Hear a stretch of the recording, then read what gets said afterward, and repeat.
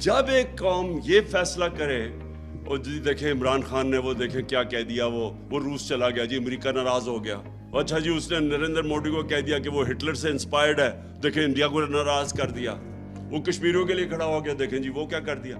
یہ کیا کہتے پھر رہے ہیں، وہ جی ہمیں آئسولیٹ کر دیا. ان کا مطلب یہ ہے کہ آئسولیٹ نہ کیسے ہوتا ہے، ان کے جوتے پالش کرنے شروع کر دو، ان کے پیروں میں گر جاؤ. ان کا مطلب یہ ہے کہ لوگ اس کو اچھی فورن پالیسی کہتے ہیں. یہ فورن پالیسی تو آپ 50 سال سے کر رہے ہیں، تو اب تک تو پاکستان کو سپر پاور بن جانا چاہیے تھا لوگوں کے جوتے پالش کر کے.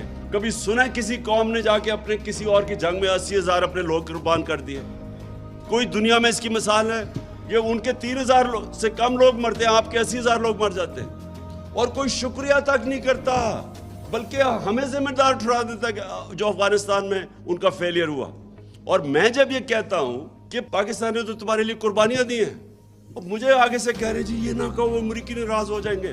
میں صرف آپ کو یہ چیزیں اس لیے بتا رہا ہوں کہ اگر اس طرح کی ہم اپنے آپ کو ذلیل کر کے سمجھتے ہیں کہ پاکستان کوئی پیر پہ کھڑا ہو جائے گا، غلط فہمی میں نہ رہے. ہم نے ایمل کانسی کو پکڑا دیا، اس کے وکیل نے جا کے وہاں عدالت میں کہا جی پاکستانی اپنی والدہ بھی بیچ دیں پیسے کے پیچھے، ڈالروں کے پیچھے. تو ہماری وجہ سے ہم نے ذلت کمائی، ہم نے اپنے آپ کو ذلیل کیا. اس کو دوسرے کو ایک رمزی یوسف اس کو پکڑا دیا. ریمنڈ ڈیوس نے دن دہاڑے آگے 2 پاکستانیوں کو قتل کر دیا، وہ چپ کر کے اس کو واپس بھیج دیا. پھر 400 ڈرون اٹیک کر دیے.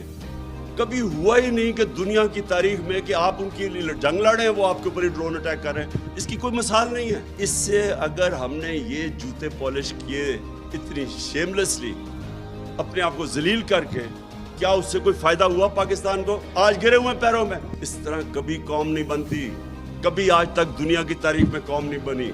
میں بار بار مدینہ کی ریاست کی اس لیے مثال دیتا ہوں، وہ پہلے دن مدینہ کی ریاست ہی بن گئی تھی.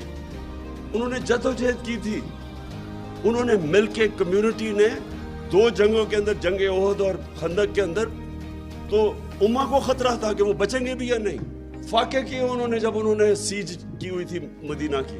نبی صلی اللہ علیہ وسلم نے 2 پتھر پیٹ پہ باندھ کے کام کر رہے تھے، وہاں قربانیاں دے رہے تھے. قومیں قربانیاں دے کے بنتی ہے. بھکاریوں کی طرح بھیک مانگ کے جوتے پالش کر کے کوئی قوم نہیں بنی آج تک.